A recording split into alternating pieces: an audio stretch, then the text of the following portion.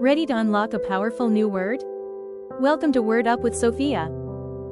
Today's word is consequence. Say it with me, consequence. Great job.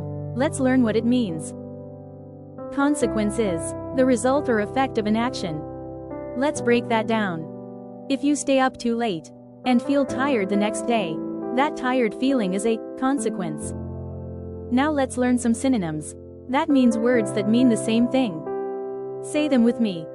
Result, outcome, effect, aftermath, reaction, payoff, end result. Now let's look at antonyms, words that mean the opposite of consequence. Say them with me. Cause, origin, start, beginning, source, reason, initiation. Let's use it in a sentence.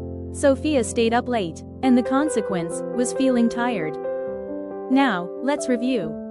Consequence means the result or effect of an action.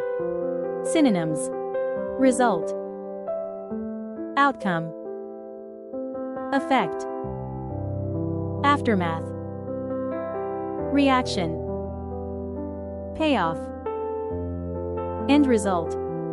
Antonyms: cause, origin, start, beginning, source, reason, initiation. Your turn. Use the word consequence in a sentence today.